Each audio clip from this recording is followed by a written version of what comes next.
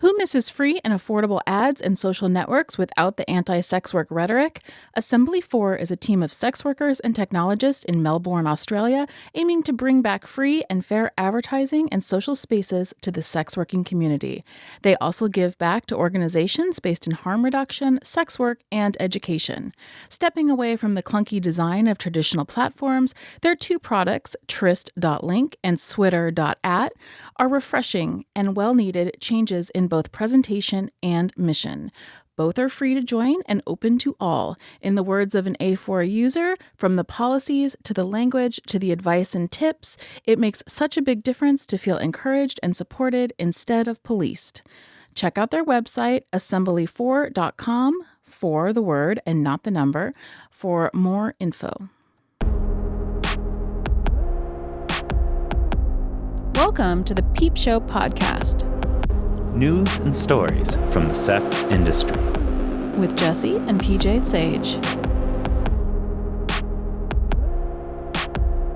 Welcome back to another episode of the Peepshow podcast. Today we will be joined by Princess Berpl and Hunny Daniels, and we will talk about the sexiness and social value of Star Trek. Listen along as sex workers discuss Star Trek.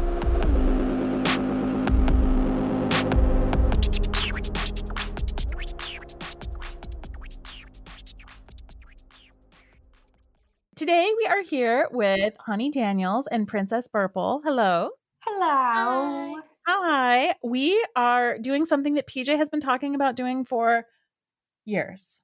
Yes. Yes. We are going to do a sexy Star Trek episode. We're going to be talking about Star Trek and what we think about Star Trek and the sex. Okay, so we're a sex work podcast. Star Trek doesn't really have anything to do with it, except that there's so many sex workers who like Star Trek. Yeah. So here we are, sex workers talking about Star Trek, and therefore it's about sex work. Connection. Therefore, one degree of separation. Yeah. So we're gonna have everybody introduce themselves and their relationship to Star Trek. So, Hunny, you can start. Cool. Okay. Hi, I am Hunny Daniels. My relationship to Star Trek is I think similar to a lot of people. I found it in my 20s. And I just didn't really care about it before that. And really what got me into it was in my 20s, I started being really interested in the concept of like a resource-based economy. And I got really into all the concepts that surround that. And that led me to a very specific scene in Next Gen where people from the 20th century are uncryogenically frozen and suddenly exist in the 24th century. Like they're like just a whole different world. And one of the reasons that scene is brought up because there's this man who obviously he was a white cishet man who had a lot of money and screwed over a lot of people to get that money. So he loved it. He loved it a lot. And he has this exchange with Picard where he just can't grasp the concept that one, his money is gone, and two, he doesn't even need it. He just really can't wrap his head around the fact that like he can't have his money because it doesn't exist, but he has access to the things he needs, so why would he need money? And that's just a mindset that they've shifted towards so far in the future, but still like something that we aspire to today. And after watching that one episode, I was like, oh, this is kind of cool. And I'm so embarrassed to say this. I started with Enterprise. That was my very first Star Trek. Wait, that's the one that we just watched. Yeah. Okay. I started with Enterprise too, and I was like, no, I cannot watch this. You guys. It's so terrible. And then PJ was like, because he hadn't seen it. That's why he's like, I haven't seen this one. Well, I saw bits of it when I was a kid, but I never saw it, watched it all the way through. And then all of a sudden he was like, I'm going to watch this because I'm committed to like seeing all of Star Trek, but I don't think I'm going to make you suffer through this. I have to like start another one. It's so bad. Yeah, mainly the intro. It's like it's really hard to get through.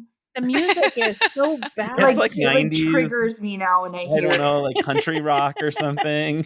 It's so like bad, but it is it's weirdly different than every other Star Trek. Yeah, and the, like, very captain is the most bland person that you and could also ever just so imagine. awful. He's so awful. He Like, just has no personality either. He's just like this white dude, like the yeah. most bland white dude that you could have. Yeah, it's really weird too because it's like the pendulum swung way backwards. Like they were doing all this interesting stuff in the 90s. They're like, let's make a woman And then captain, they let's were make a like, black captain, let's no. try to like pursue these interesting characters. And then they're like, you know what? Let's make a ship full of white dudes. And like And just like hot ass chicks. yeah, right. And then let's make them get naked every time they leave the ship. It's just like, where did this come from? Why did this happen? Yeah, I think if it hadn't been my very first, I've actually tried since then because I do a rewatch of everything every so often, and Mhm. it's the only thing I've only seen through once. And every time Did you go through the whole series? yeah, I watched the whole. I've seen everything, and I can't seem to make it through the first episode every time I try to watch it. But yeah, after that, I watched everything, and I am stupidly in love with all of it. Obviously, not Enterprise. Whatever, get that guy out of here. But I'm glad I at least saw it once. Mhm, mhm. But I'm much happier that I saw everything else, and that is my relationship to Star Trek and why I love it. Okay, Berpl, what's introduce yourself and what you think about Star Trek. Okay, I'm Princess Berpl. I make porn, and I also didn't get into Star Trek until my 20s. I'm like really allergic to certain aspects of nerd culture, which is like just watching the thing because everyone watches it and it becomes your identity. So Yeah, it like yeah. took me a while to realize that it was actually good because I was Mhm. just so like against that sort of mindset. I totally know what you mean because I didn't wanna go to Paris because I was like, "Paris seems cheesy, like, everybody says it's magical, it must be like Disneyland and I shouldn't go," and then I went and I was like, "No, this is, like, actually amazing." Yeah, and I think So you're I basically had the saying that Paris Star Trek effect. is like the Paris of nerd culture? Yeah, yeah. Okay. No, That is a very, Jessie thing to say, I feel like.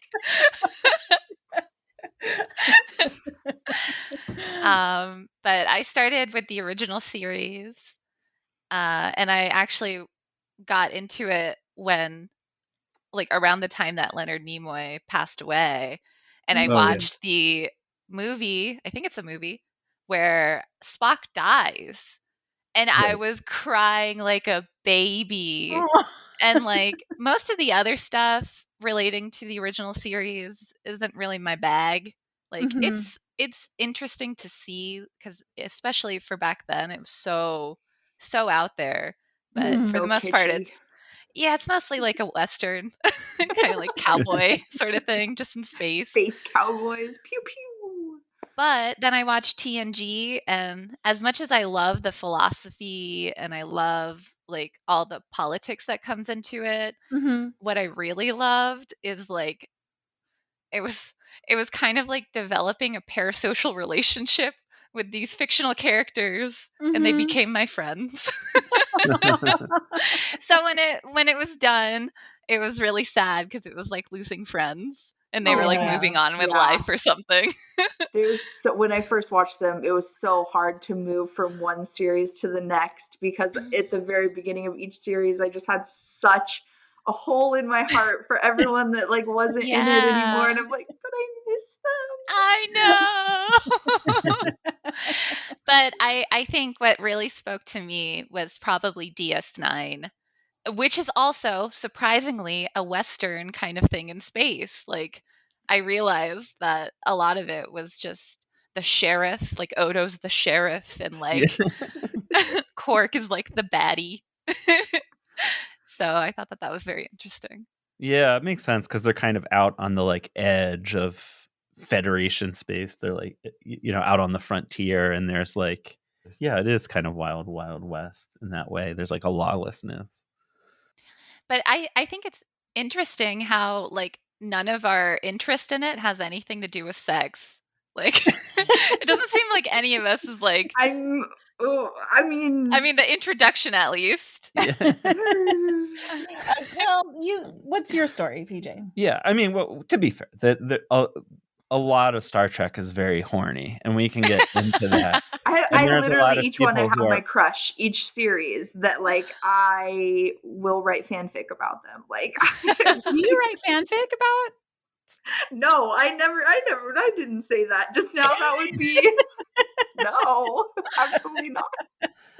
I mean, yeah, there's like a deep history of like starting with Spock and the highly the gay that? situation happening there with Spock. Yeah, and Kirk and Spock just and Kirk, really. like exactly. And I mean, there was like definitely like slash fic from that era. Wait, which one is Spock? The Spock's, original Vulcan. yeah, in the original. You haven't seen much of the original. Yeah, I don't think. remember who Spock is. For me, I had a very different relationship because I grew up with it. Like I was 4, I guess, when the Next Generation started, and I started watching it when I was 4. Mhm. And I like watched the Next Generation as it aired with my parents. Like I Mhm. remember, we would watch it on this tiny ass TV that was on our like kitchen table. And so I totally grew up with it, and I watched it in reruns, like as well.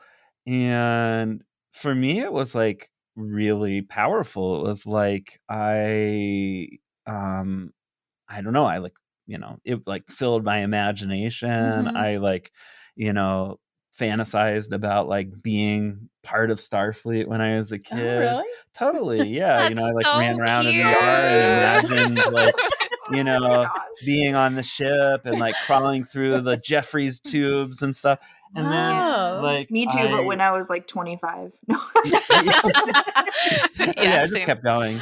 But no, and so like and I was like even into it as a kid at like the height of Star Trek culture in the 90s. And then I don't know, it was also like the Next Generation, I think, was particularly powerful though for me because like the portrayal of men in the Next Generation in particular is like pretty queer.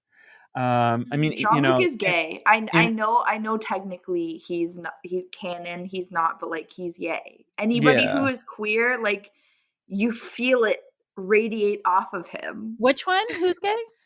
Jean-Luc, The the captain yeah. Oh, you think in so? Next Gen. I don't feel that. I think he's just like kind of flamboyant and like not afraid to be kind of feminine Yeah. or have those Yeah, somebody just posted like a really great characteristics. like collage of pictures of Picard the other day, like claiming him a non-binary fashion icon, and it's all him in like these like Truly. pirate shirts and stuff, Honestly, though, But like but no, that was important. And he was also like nerdy, but nerdy in this way that was like different than you see in so much of other television, because it wasn't like, oh, he's nerdy but he's cool in like some way that it was treated as like a hindrance. Mhm. It was like he's cool because he's nerdy. It's like Mhm. because he is like into archaeology and stuff, and because he's like geeking out about all this history and culture and Shakespeare and stuff, like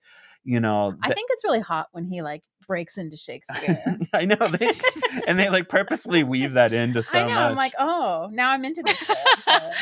There's this way in which, and this was so different again, like growing up in like the part of the reason I watched Star Trek so much, I grew up in like a science household. Like both of my parents work with chemicals for a living. They clean wastewater, right? But they're like, they're scientists.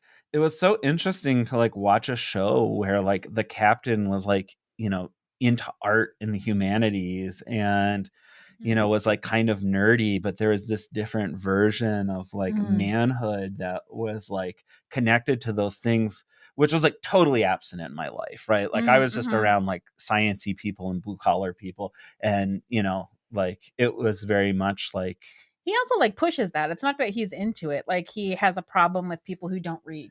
Yeah, and it was like it was so interesting because it was like it for me there was Yeah. like that version of masculinity didn't exist in the same way in my world.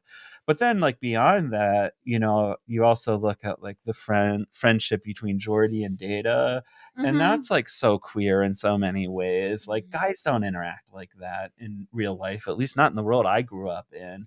You know, they like talk about their like emotions and like process stuff with each other and like shit that guys don't actually do in real life. Data does a lot of processing of emotions for somebody who claims he doesn't have any emotions. Well, I mean, that's the I irony, know. isn't it? You know, But- trying to understand something without reference, you kind of gotta verbalize it, talk it out loud. Yeah. It's interesting. I think Jordy says something like that to him, actually. Oh, He's yeah? like, for someone who doesn't have, like, I'm going to butcher the quote entirely, but for Right. someone who is constantly searching for these emotions, you're like the only person I know who has so much of them. Yeah. Yeah, and I mean, it's you so know, true. and they're all kind of skeptical. Like, do you really not have emotions? You know, like the whole time, like, you know, the doctor's always like, "Oh, I find it hard to believe that you know, don't feel," you know, but Based on the everything way about you you. behave, right? Because you like Yeah. because there's this way, and that's like also what's powerful about Data. I mean, there's so many interesting things, but like he's like trying to be emotional, right? And like for a like, you know, mask presenting person on a show to be like aspiring to be emotional as like the thing, their like life goal, Yeah. that's fucking queer too, right? Yeah. Like that's so queer. And then like the only like conventionally masculine, well, I guess Riker and Worf are both kind of like conventionally masculine on their in their own ways, but like Worf in particular, like his masculinity, like his like fire the photon torpedoes answer to everything, you know, is like a punchline in the show, right? Like so, like being like a tough Yeah. guy is like a punchline in Next Generation, you know.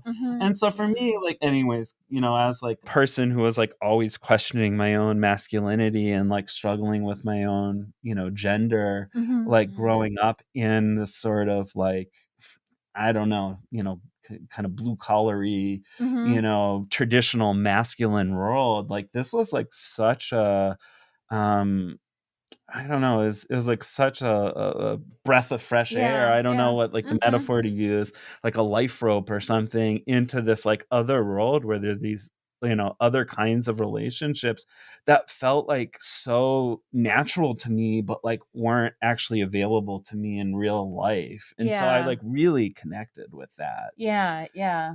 That's kind of why if you like Star Trek, like if you have a love for Star Trek, like I already slightly trust you. Like I think I have had that similar experience, but then I realized that they were just doing the nerd thing that I was talking about Yes, that I'm very allergic to. I joke often about the fact that I would never like gatekeep something from somebody, but like I will gatekeep Star Trek. I mean, we can come back to that, but Okay. you owe us a story Oh, too. okay. You got to Oh, introduce your yeah. own. Okay, so I'm Jessie. I am married to PJ, and I think PJ would get a divorce if I didn't watch Star Trek at least a couple times. That's not my whole story. No, I never watched Well, to be fair, we went a lot of years without you watching Star Trek. No, that's true. No. And I watched a lot of reality television before. Okay, all right. But he did tell me that he was drawing up the papers just in case. Thank you for the backup. No, so actually it's funny that you say that, because when PJ and I first got together, and there's like an age gap between PJ and I, and a life experience, there's no longer a life experience gap, but there was when we met each other, because you were like a young single guy and I was like getting divorced with 2 kids. hot old cougar. Yeah. So I'm like, yeah. Of course. You at the beginning of our relationship, you were like, you don't understand any of my cultural reference. I don't know if this relationship will work out. Oh.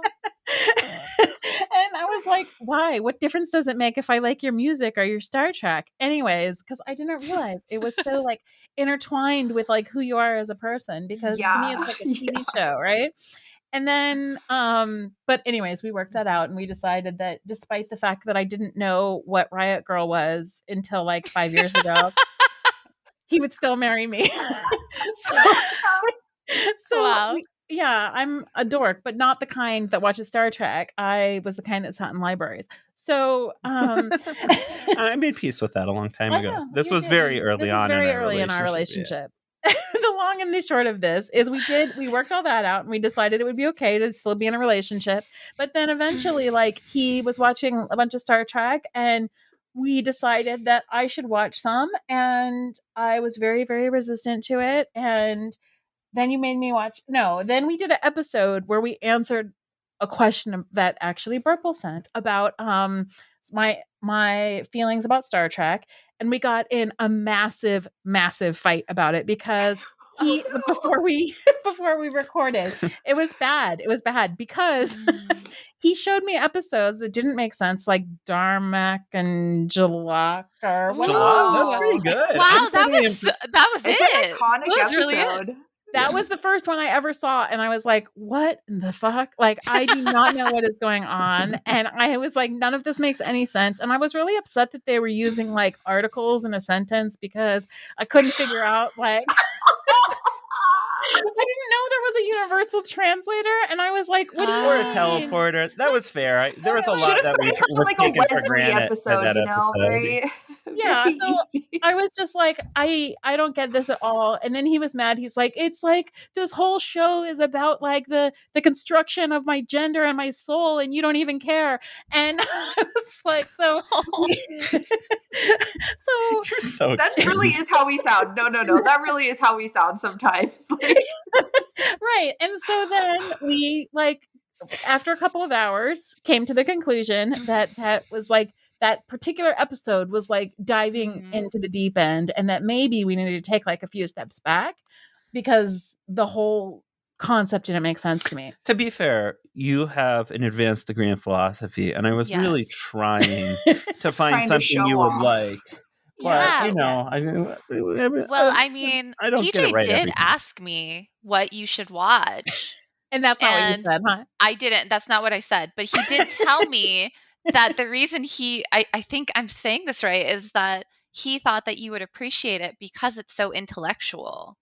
Like there was such a big intellectual side of that episode. Yeah, but then I like picked it apart and was like, I didn't know there was a translator, and I was like, how is this making any sense? The language doesn't make sense. How are they talking to each other? Like, why are they constructing sentences like none of it made any sense? And so I couldn't like, and I have a real problem, and I know this is my problem. Like, I have a real problem with like suspension of disbelief, and everything has to be like very real for me. Skeletons can't cough. They can't.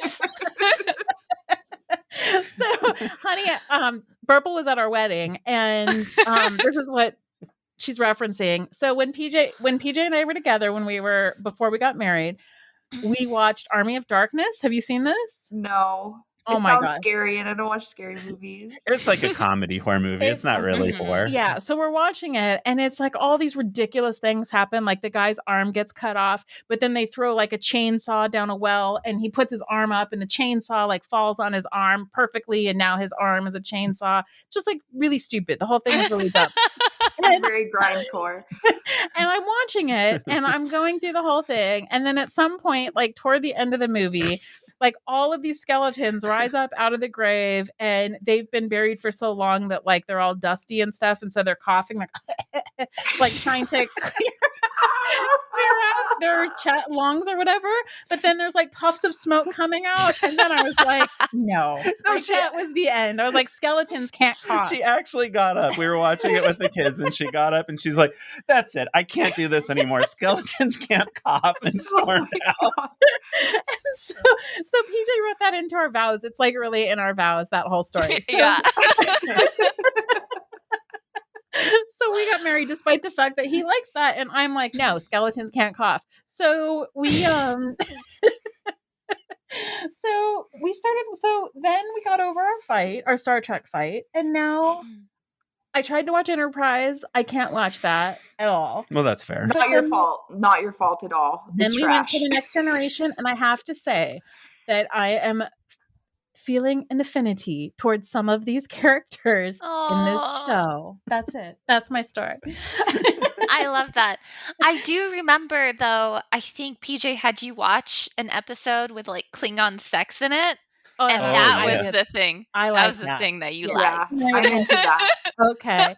The fact that Klingons get they me. I don't know what happened. They gripped their hands and their hands were bleeding, and I was like, "Oh, that was kind of hot." I don't know, Yeah, they beat each other up. yeah. I made like a little list of moments for examples of horny moments, and Oh, very Yeah, good. and there's I also thought it was Let's definitely get into it. some Klingon Yeah, I sex thought it was stuff. hot too that he was like, "I'm gonna marry you," and she was like, "Fuck off! I'm not marrying you. I just want to Yeah. have hot sex with you in the cave." Like that whole thing was like sexy.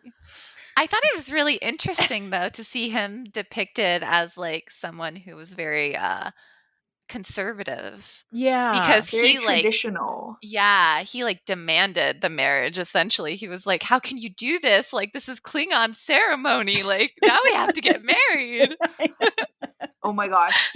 I identify with Worf so much because I got into a conversation with someone. Obviously, there are very obvious characters on Star Trek that can be autistic coded, like Yeah. Data, Right, 7 totally. of 9. But Worf is actually a character I don't think people think about him being autistic coded.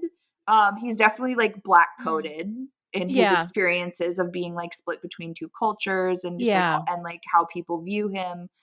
And But physicality and yeah, yeah. but that specific thing about Worf, I really identify with in terms of autistic coding because I care about the rules Mhm. so much more than neurotypical people do. And they're Mm. their rules. They're not I don't want them and I don't like them, but I'm so much more obsessed with how things work, how they're supposed to be doing what you're supposed to do at the right Yeah. time, which Worf definitely struggles with.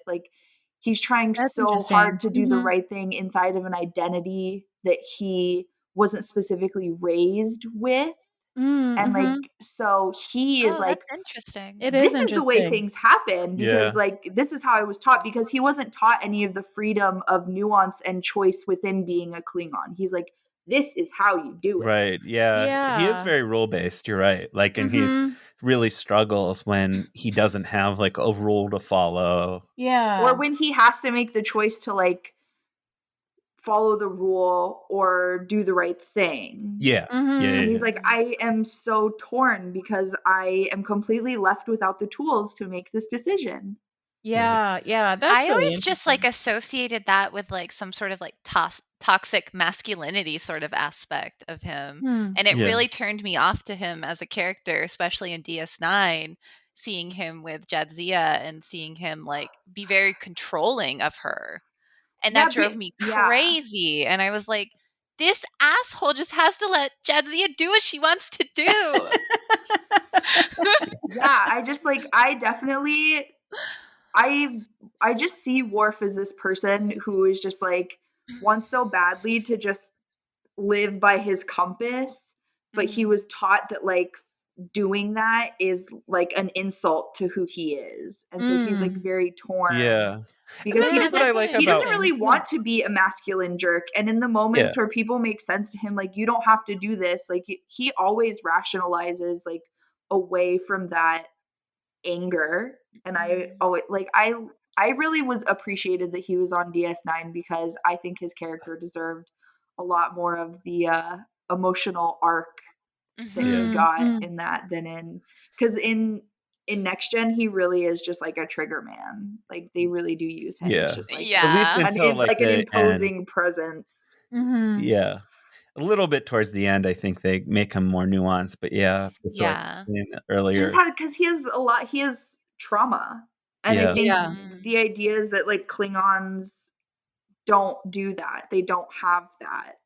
Yeah.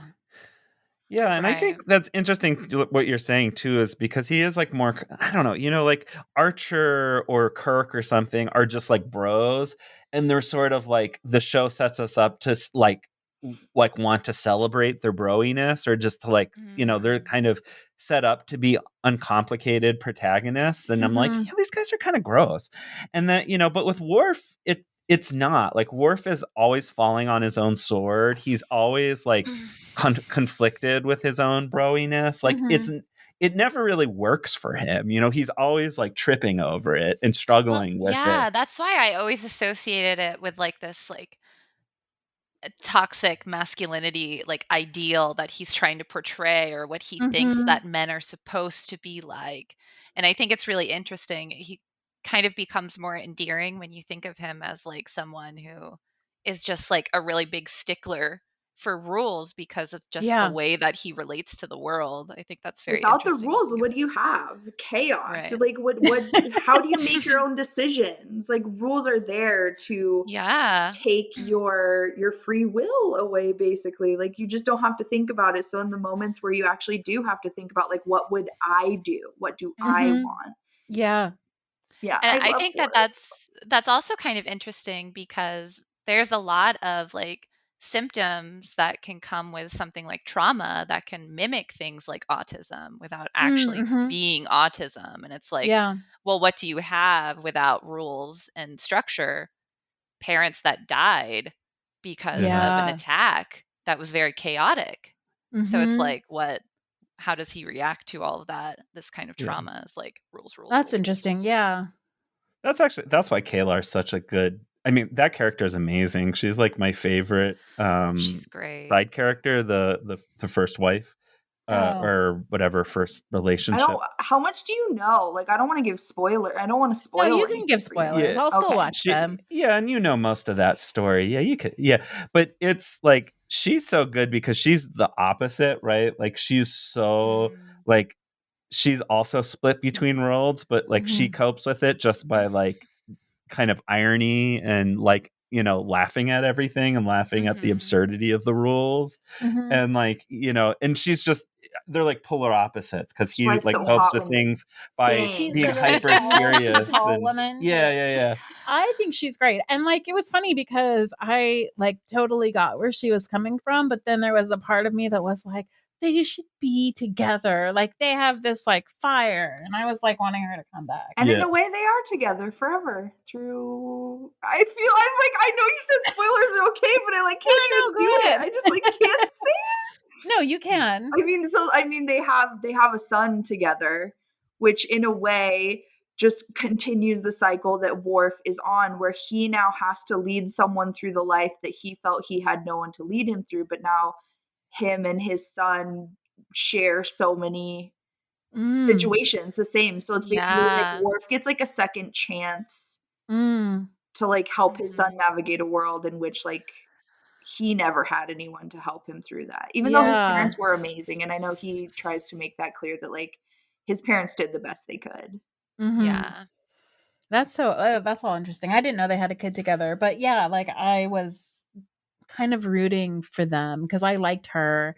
And I actually like, he doesn't annoy me. Like, I think he's kind of, he kind of amuses me actually. Like his like gut reactions to everything. And then him like trying to like tamper that down and be like more reasonable. I don't know.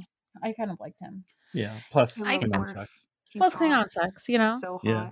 I think it's just you haven't even seen DS9 yet. Like I've been trying not to spoil it, but there's like there's a lot of Klingon sex. Really? I think it's hard to watch someone like constrain themselves so much, especially when you know, like, I know that they're just fictional characters, but like you only have so much time in the world to explore yourself and enjoy life, and like seeing someone who like just tries so hard to like completely like I know she turned himself into this honor, and he experiences so much loss, like through all of that, and it's just like, and I feel like it just reinforces the way he feels. And I just want to shake him and be like, just do fun stuff. Which I feel like in the very last season of DS9, I feel like it clicks just like a little bit, and like you wish he didn't have to experience all the loss he does, but like it clicks just a little bit. Like, Can we talk about how like undesirable Riker is? The Like, worst. You know We what's so can't, funny? because I think he's hot. What Do you PJ was saying about how Star Trek takes the concept of masculinity and really in so many different ways just tries to like skew it a bit and give you a different perspective.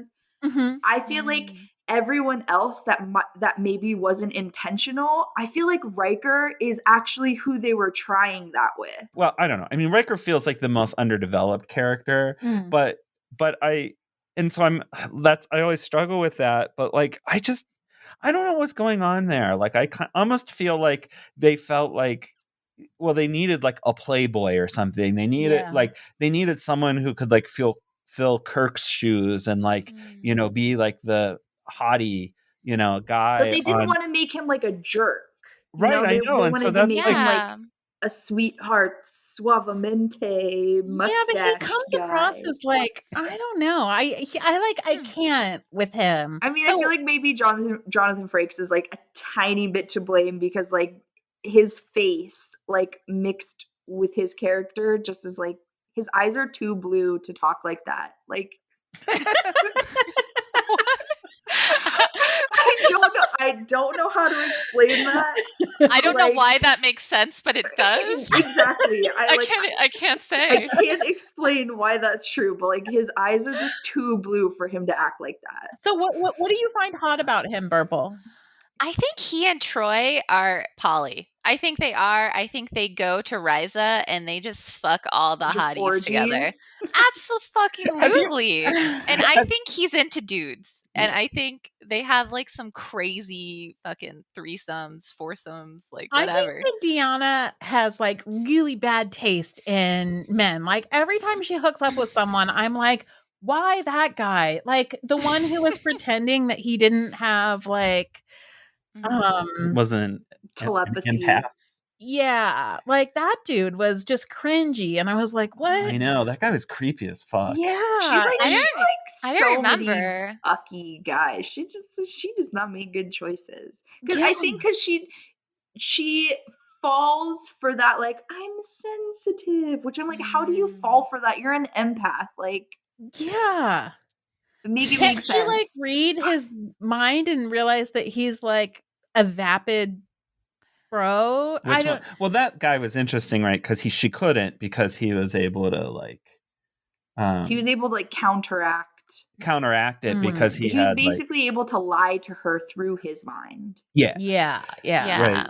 So he was like a negotiator. If you don't remember, it was the one where they were negotiating, like the Bazons found a wormhole. Yeah. And they but it ended up being like a faulty wormhole, but they were trying to negotiate who had the rights to travel through it. I think I like Berpl's idea better though, because of like them going out and having these like orgies and threesomes. Like that's a better story than what I have in my head about them. Well, they definitely end up together because you see that in Picard. Okay. So they do together. like, but also arguably again, it's if you watch Lower Decks, they're not so subtle about like they put some like they're like talking about sex and like hooking up on Ryza like in the show. Like they have these little like interactions and you're like, wow, they're really pushing that. I think there's something exciting by like a man who's like kind of hedonistic like Riker is and like just goes for stuff that he likes. Yeah. But is also like fine with consent. Like the thing that I don't like about guys that are like very typical manly men is when they're so manly men that they only care about themselves. It's like very egotistical. Right. And it seems like Riker is just like he actually is genuine and cares about the people that he's with and wants them to have a good time. Like he seems like he's really good at head. Like that's he just go down on you for like hours. Which, and not need anything in return. Like that, like he just wouldn't. I mean, plus the beard, right? Yeah. I feel like flavor saver. I don't like hate him because like if Deanna's an empath, then like she must sense like maybe inside of him is really good. It's just like the outside of him that I'm like, why? Like also he's always with Picard, and like I'm really into Picard, and like me too. I'd fuck them both. I would not at the same but time. I would absolutely like Picard I would is so definitely hot. pick yeah. Picard is over so like hot, everybody. and I definitely fantasize about him. But at the same Or Worf. time, I would like he there's is Picard and then Worf and then like everybody else. Picard is like the most intensely sexual, like asexual person to me. I cannot Doesn't seem physically asexual to me. imagine him having sex. Like, I have Really? a really hard time like picturing it. But Interesting. like I would like him to bang me at the same time. I want to fuck Data. Absolutely, 100%. I could see that too. I want to know what 100%. this like, what kind of stuff he has going on. It's like, fully does he have functional. Like, attachment? what is AI dick like? I would really know. like to know. Yeah. Also, I'm very like, I curious. think that it would be like a lot of cool, like, aftercare where you could spend all this time, like, processing, like, what it was like for him and, like, what kind of Ooh, emotions he yeah. didn't feel but really felt. Yeah. I feel like he could be I'd be into perfectly that. calibrated to like punch me like the exact right amount. Oh man. You know, Maybe you could program Yeah. him. You'd be like, you need to curve up like just this amount. you know, like he has like pinpoint precision. So it'd be like not too much in the now, jaw. like wearing a leather vest with like a flogger. This is going in my Yeah. fanfic. Someone needs to draw this for us if you're listening. Yes. Also, can I be in it? Also, the drawing. yeah, you can put us in there if you want. Actually, Data losing his virginity is one of the things on my list of horny stuff. Yeah. that happens Right. I in saw Star that Trek. one. Yeah. It's like Yeah. a There's virus. definitely more than once on Next Gen where just the whole cast gets horny really all at once. horny and like nobody knows what to do because there's an episode where they bring a game back from Ryza. It's like that visor thing and you put it on and you try to get like I the remember this discs now. into the cones. And Yeah. actually Ashley Judd guest stars on that episode. Oh I was no just way! I talking gotta go about back this. and watch that now. And Well, it's like a Wesley centered episode because him Yeah. and this cadet, they don't want to play the game because they're recognizing that everybody's what it does is I guess it's like stimulating like the pleasure centers of the brain Oh, and okay. it's like making them overactive. And so people are getting like addicted to playing the game and they're all just walking around like horny serotonin zombies. Yeah, they're like making weird orgasm sounds. They're like, oh, like every time they get the thing into the cone, it gives you like a burst of something and they're like, oh, I so forgot about good. that. Yeah. Honey's like description of this is making me horny. This is what you need. This is the meditative. Oh yeah, maybe I'll commission it from Honey. The episode you're talking about though, isn't it when wait, there is an Wait, hold on. episode where Just- Wesley I It's in the just like first the idea of season. you masturbating to people talking about Star Trek. Can we just hold space for that? Especially the idea of Honey just describing Star Trek episodes to get you off. This is I actually that is like I an like to get OnlyFans into it. idea that I have. all right. Sorry, go on. It, like literally is. But there's like a Wesley episode where he gets crazy horny or something and he like pulls out all the disc chips or something. in Oh the yeah, ship. right. I haven't seen that one. No, you have. It's the I'm trying. I think It's that's the definitely same. first That is the season. same one as the Oh. Naked Oh, is Time it? one. Okay. Yeah, that's at the very end. He starts to lose his mind or whatever, and he pulls out all the records the chips. captain's voice and he's like using it to Yes. command people over the ship. And like the ship's gonna crash, but then they realize Data can put all the chips back in time, and they do one of those scenes where they just speed it up, and it's Data's he's like- hands really moving fast. Yeah. And this is why we would want to fuck Data. Somebody Yeah. who's good with his hands. Oh my gosh, can you imagine that finger bit? Like Yeah, so good. I can imagine that. The perfect curve. Dear listeners, you're missing the visual right now. But you can imagine the visual. He's like Yeah. the automated version of that like 5-minute orgasm video. I like to imagine Data afterwards too, like giving you statistics on like the intensity of your or That's really precious. He measures the metrics. yeah, exactly. He was like, you were pulsing at 37 whatever beats per minute. Your heart rate 1.2 increased. pounds per inch of pressure. That's He so wouldn't funny. say pussy. He would call it like the vaginal opening or something. And that would be hot. Like, I like it when people are super clinical. When I did phone sex a lot and people would call and people would like to use like very like they would be like talking dirty, but then they would be like, and then my penis will go in your vagina. Like, I love that. It's so cute. Talk clinical to me, baby. Yeah. So can we take a moment to acknowledge the true sex icon of Next Generation? Who is that? Luxana Troy, Oh, obviously. yeah. Well, that's true. Yeah. Yes. And I love that person. I love the Yes, me too. actress. Rest in peace to her. Yeah. Gene Roddenberry's wife. I don't know Right, if everyone knew that. She's also the voice of the computer. Yeah. On Star Trek. Which was She's like that was a amazing. fun little Easter egg when I finally like placed that together. I was like, that's so cute. Do you know Yeah, what now I love? whenever I hear it, I cry a little because she passed away. You know what I loved about it was like how all of the, what are they called? What's their race called? Betazoids. Like how Deanna's like trying to control her mom because her mom's like so horny and is going after everybody. Yeah. She's like trying to explain to everyone on the ship, like she's in that phase of life where she wants to fuck everyone. So, well, I think it's DS9. She makes everyone on the whole station horny because she's like going through like betazoid like menopause. But it's and like so the opposite. she's like emitting this ridiculous just she's like pheromone queen. and it's like making everybody and like people are falling in love with the wrong people and like everyone's confused. And she's just like, everyone's horny for everyone. And people are like fighting each other because they're just like so horny.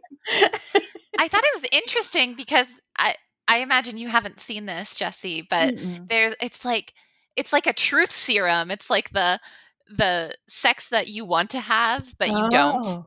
Because it's like, it's not like she's making them fall in love with people that they wouldn't normally love. It's like the people that they're really sexually attracted to. Yeah. Which I think makes it even like more wild. Yeah. To see like all of these characters together. So many of them are very straight-laced and serious too. So to see them all kind of lose it and just like want a nut is really hilarious. I love her. She is the best. My favorite scene is like when my second favorite is when she like casually walks, at the end of the episode, walks onto the transport and is like, "Oh, by the way, those guys are terrorists. See you later." and they're like, "Oh my God, they are. They have a bomb inside them." And like she's like been on the ship the whole time, but has just been like distracted with other stuff while like this whole mystery is unfolding. Her. And she's like, "Oh yeah, they're dumb. I read their minds. They're like, they can't hide anything, and they're like." And then she made Picard more attractive to me too, though, because like she was all over him and he was so hard to get. And then I was like, oh, I wonder what she'd have to do to break him. Well, and that's my my favorite is her interactions with Picard. And well, I mean, because she's always giving him a hard time because she's always pretending he's thinking like dirty thoughts about her. I love that. He's just always like, Jean-Luc, and then and everybody like looks at him and he's like all angry. But the best part one is when he has to recite her poetry because to save her from the from the marriage. Yeah, it was to Ferengi though. They like captured her, and I forget exactly the situation, but he like are the Ferengis the really dumb ones? Well, they're the really greedy ones. They're the ones that are supposed to be us. They become like better in DS9. Okay, yeah, but they're a little controversial. Well, they people didn't see that. I said better in quotes. Three-dimensional. not that they're good, but they're better written. Okay, all right. Yes. He has to convince the Ferengi captain that he's truly loves her and will like fight to own her or whatever. And so he does that. He's like, he doesn't know how to do it. So he just starts reciting Shakespeare. See, that's fun. Yeah. Oh, Jean-Luc. I love her voice so much. Honestly, I feel like the Ferengi in DS9 really they're the most obviously horny. Like they literally all the time are like talking about hot women and picking people up. But one of the things I really love about DS9 is that we all just silently accept that the hollow suites in DS9 Oh, right. they're for sex. Like Right, that's people totally. go in there to bang holograms. Right. There And- was like so many episodes where Quark tried to get Kira Nerissa's body scan. Oh yeah, because someone wanted Do to you bang remember her this? in the hollow suite. Yeah. And she was like, absolutely not. I'm never going in there, Quark. Like, lay off. And like, Because they're for Quark just, banging. yeah. And She was like TNG skeeved out by it. TNG, like, obviously they aren't talking about the holodeck being used for banging because they're like, oh, this is where we go on our long journeys to feel like we're not inside the ship. This is how we teach our children things. But in This is where DS9, we they're feel like, the these sand are and, like, for look at the- sex. Yeah. Like, because that's, the edgier history or whatever of like the space station is that it's not like Starfleet technology, so there was all sorts of stuff that was going on there before Starfleet comes along. But It's that like a is little like space truck stop. yeah, exactly. You know what? I'm kind of realizing that maybe I'm not a good barometer for what characters are hot on Star Trek because I would fuck Ducat. Who's that? And he's in DS9. He's in DS9. And he's he's like an evil fascist baddie, and right, I just want to call him Daddy. I feel like there are like moments where I can absolutely see it, but like my disdain for him just runs so deep that I'm like, maybe like a good hate fuck, Yes. like Yep. where I I literally was about to say where I secretly kill him after I'm done, but your way is cool too. He's less violent. No, I like the ghosting because I want him to be obsessed with me after for some reason, like in this fantasy that I've created. How has this become us just talking about the hottest characters? Or maybe that's just me. All the hottest people do the hottest things. It's just the way they. Very nice. Yeah. This is why I'm like, I want to really like Deanna Troi because like I like what she like does, but any like sex scene that she's a part of is like really blah. But you also have to remember the time that the show is coming out, and Gene Roddenberry had a very open mind to these things, but he encountered so much resistance from the networks and things. Like, again, you haven't seen DS9, but there are two characters, the Doctor, Dr. Bashir, and Garrick, who is like an exiled Cardassian. There is so much homosexual tension between them. And the writers, there's a documentary about the series, and the writers admit like they wanted them, and even the characters, the actors playing the characters, they wanted more actual romance written between the two of them, and the network was just like, no, it's not happening. But you can still feel it. Yeah. But definitely and you of the time it was pretend it's happening. Yeah, I just feel like there's something about like Deanna's like sexuality that's like really straight and very boring. And maybe that's why she goes nuts on Ryza. Maybe she her mom is more interesting to me than she is. But she's also rebelling against her mom. I feel like her mom I is think super maybe as quirky she and gets out there. older, I like to believe that she loosens up a little bit. Yeah. I think that she probably loosens up quite a bit, but because of like she's in a standing on the Enterprise where she pretty much could control the ship. Yeah. She could decide that Picard is unfit. Like she's the only person, I think, other than Beverly that could probably do that, the Doctor. Yeah, I think there's a lot of responsibility. There's a lot of responsibility there. And the other thing is she's in this like weird ass situation where the person that she both like loves and is like totally sexually attracted to is like her boss. Yeah. Right. Yeah. And so like part of it is there's this like always this latent sexual tension there because they've like had to put their relationship on hold for their careers.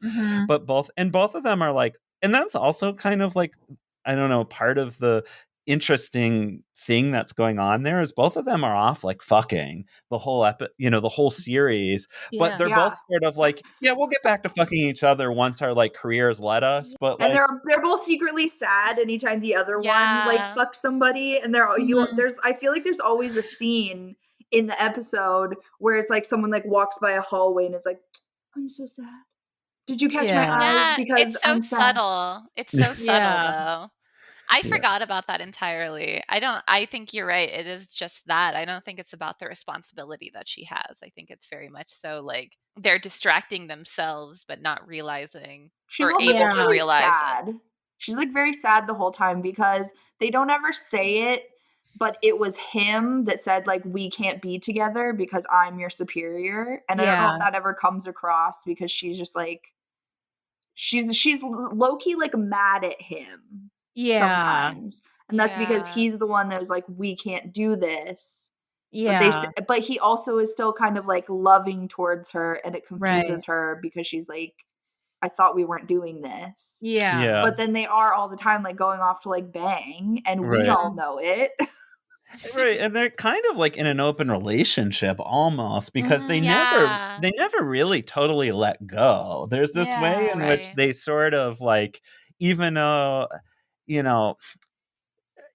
though they're not fully together because they can't be, they're also not fully apart. And they like kind of make that clear, So there's this odd, and they're like even encouraging each other at times, like getting involved in each other's relationships and like encouraging each other to like hook up and stuff. Very so interesting. Straight. Oh my gosh. It's like seriously straight culture in a nutshell. Like, oh my gosh. They're so straight.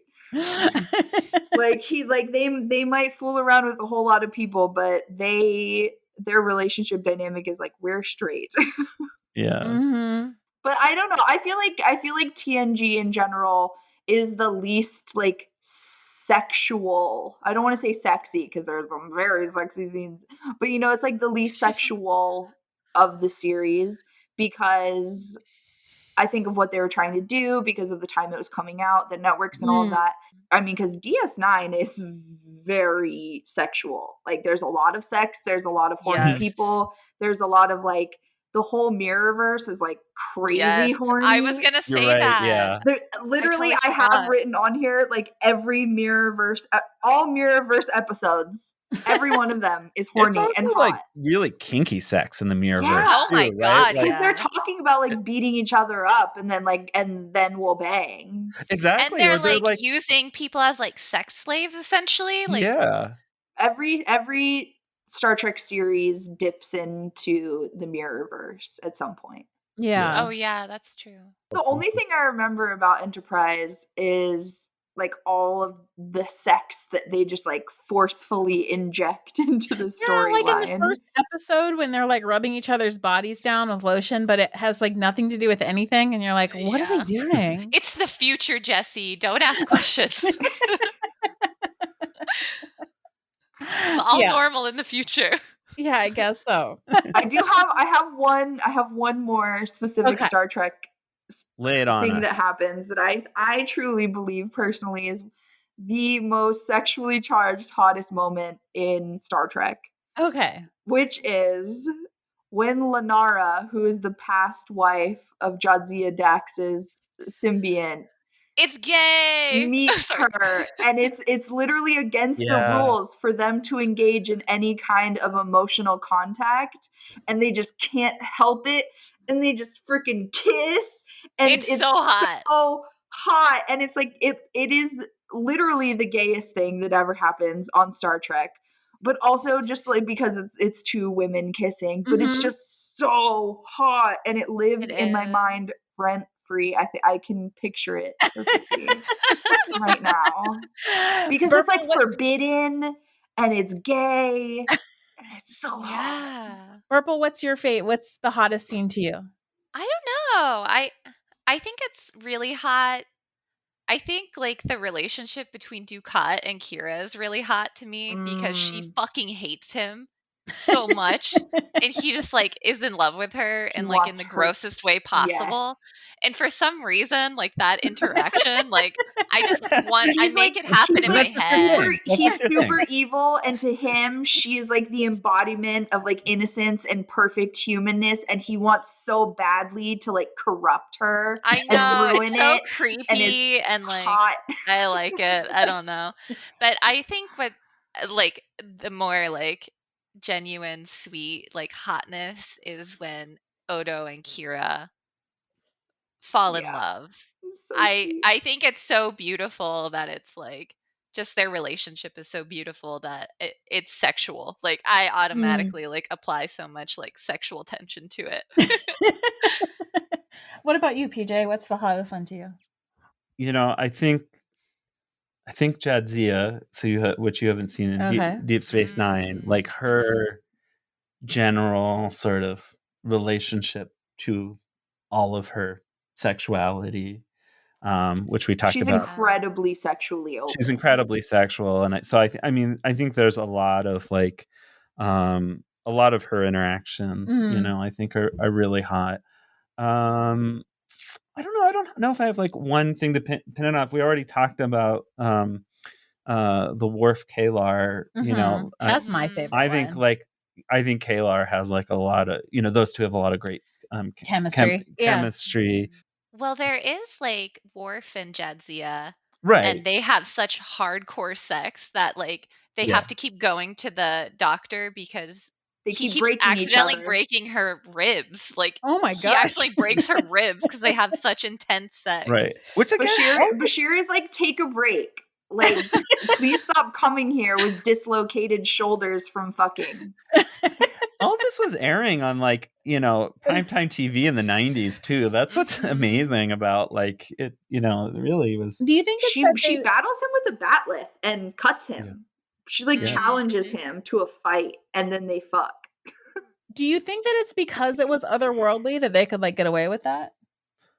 Definitely. Yeah. And I think that's always been a part of it. And because a lot of it is like thinly veiled metaphor. I mean, even like what we were saying with Jadzia and the like lesbian kiss, but she was really kissing her, you know, like her wife when she was a man. Right. And so like it was really between, you know, a straight kiss between two women, you know, it's like they're able to like wrap it up in all these ways that make it like such a mind fuck that I think they can kind of, you know, get away with more. But I mean, that goes back to like even the original, right? So like one of the, you know, most famous things about Star Trek is that it was the first interracial kiss on television, right? Oh, yeah. But that happened in the context of like Kirk being forced to kiss Ahura in like a, I don't know, to like amuse some like sadistic guy who had like, you know, all these powers and could like control their bodies and stuff. And so it was like they were being treated like puppets. So it was like, in a way, I think they were able to kind of, you know, get away with it more. Yeah. Though it's interesting, like the history of that. I was reading like they actually flubbed all of the other takes on purpose so that they had to have like include a straight on shot of them kissing to make it happen. Yeah, it was like very intentional. They knew what they were doing in terms of like, you know, even with like Bashir and Garrick, like, and them not allowed to be like romantically with each other. Bashir is a doctor and Garrick has a million neuroses, and so they create the relationship between them as like a more of a caregiver kind of thing, but like we all know what it is. Right. Yeah, that's all really interesting. Yeah, and again, they have this kind of, it's also how they interact, which, and I think this is like really important, is you don't see like, you know, again, growing up watching that, like that's not how I saw men interact, right? Like these were men who like got together like, you know, once a week to have like tea with each other and talk about like cryptically about their like feelings about things and literature and stuff. And they share books with each other and talk about the books together over lunch and the types of things that they, you know, it's like, this is my favorite book, I'm going to share it with you, which is like so gay. Right, exactly. It was like, you know, and it was like very, you know, they were like bonding in this way of that was like so different than, you know, what you would see as like, you know, conventional portrayals of men's relationships. And obviously, I mean, it was like thinly veiled gay relationship, but it wasn't just a gay relationship. I mean, it was like, it wasn't just that they were gay, it was that they were men interacting differently than what we would see elsewhere. And I think that was powerful. And it was like earned. It wasn't something that was just like outright they both like loved each other immediately. There's kind of this like back and forth of like, sometimes I don't like you, well, sometimes I don't like you, well, these things about us just clash. And so it's very much that like mean big meanie and like cute softy over here, and like you see them butt heads all the time, but secretly like they care about each other so much, like they care about each other's safety. And there are moments where you get to see each of them put themselves in harm's way to protect the other. Right. And that like through that you really get to see how much they care about each other without them ever being able to like say it in the dialogue. Yeah. Yeah, but they do make each other vulnerable to, for each other in ways that are like, I do think cuts really deep. That's why I'm like kind of hesitant to like look at a lot of the intimate relationships between certain male characters in Star Trek as being like gay in some way or gay coded, because there is a lot like among straight men that they don't really get that kind of like emotional connection to another man without it being gay, without being called gay for it.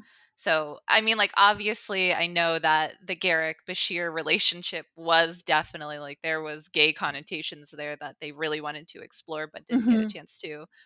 But I think even just like Picard and like wanting to call his embracement of like kind of like a less masculine lens on the world and how he interacts with other men, it's like the calm and the care and all of that. I'm hesitant to just like call it gay. Because it's like, well, no, this is just a man that could be any like sexuality. Because they give you like also the perspective of like O'Brien and Bashir also are creating this like deep male friendship, but it's like a very different, more typical male friendship.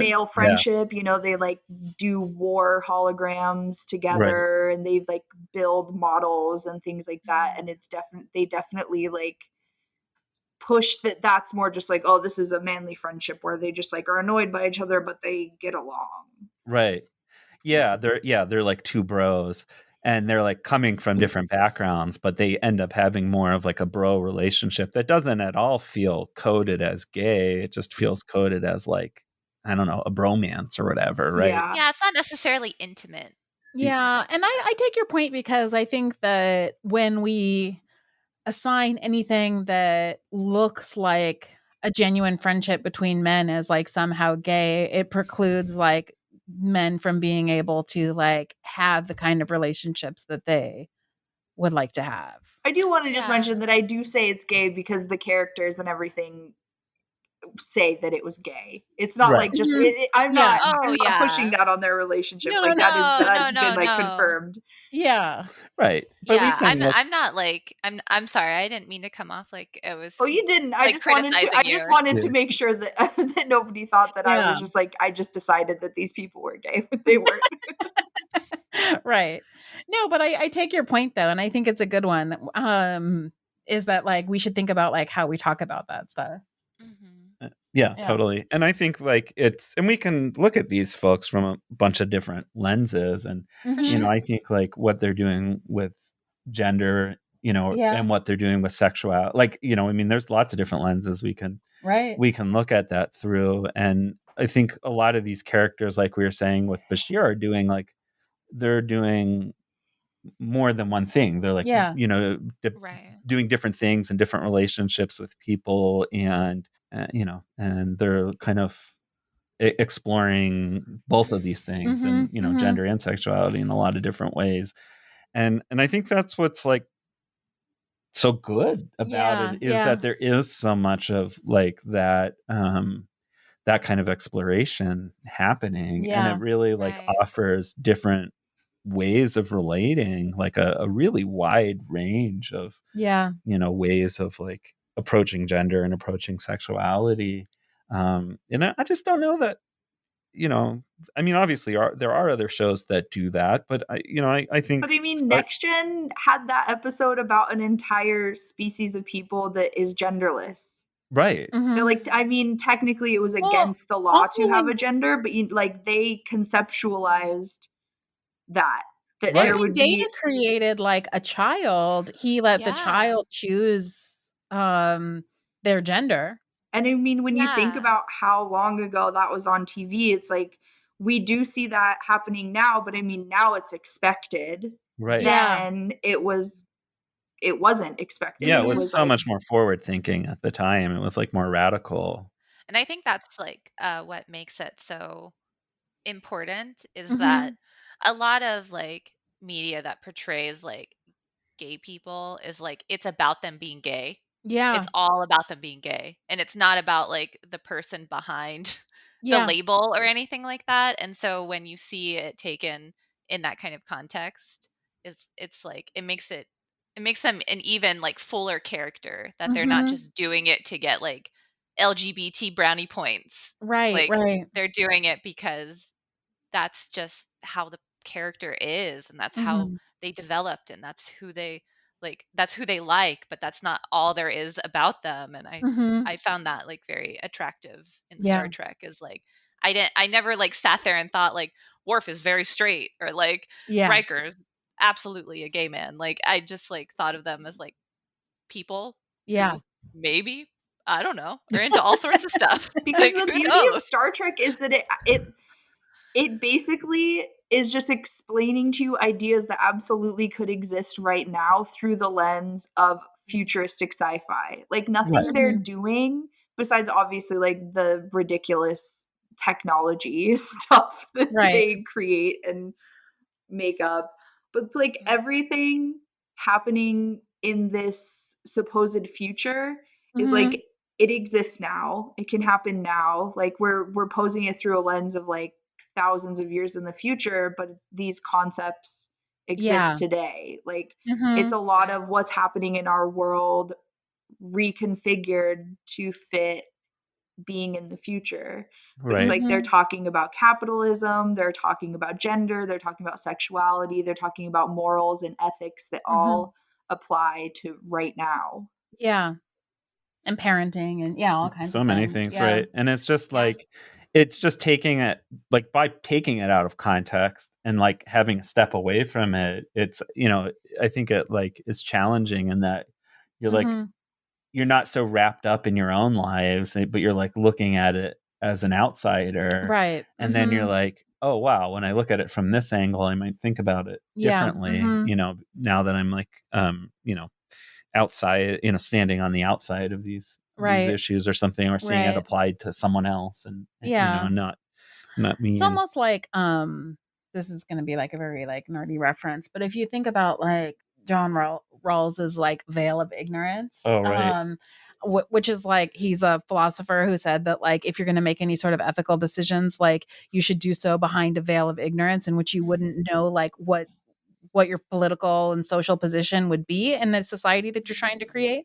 And like most people have criticized that, as they should, as like it's impossible to step outside of your like situation and your like put your socioeconomic status and your race and your gender and like think about things objectively. But when you take something outside of like the United States in 2021 and put it instead in some alternate universe in the future with different races that like don't even exist here, then maybe you can like think about like right, what kind of a society you would want to create and how you would want people to interact with one another, because you're not so mired in your own situatedness. right, or like your own like vested interests in Right. like maintaining your own social position. But yeah, I mean that's actually like the power of suspension of disbelief, though, right? Is to getting back to that, is to be able to like get outside of yourself, Yeah. and Mhm.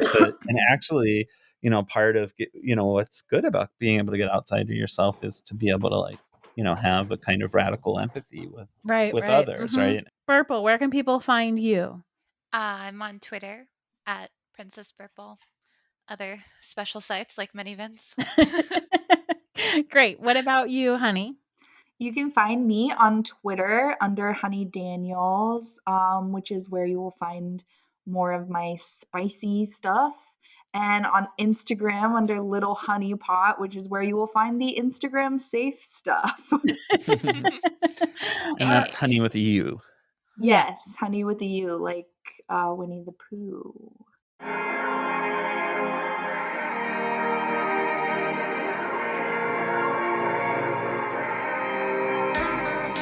Thank you for joining us for yet another episode of the Peepshow podcast.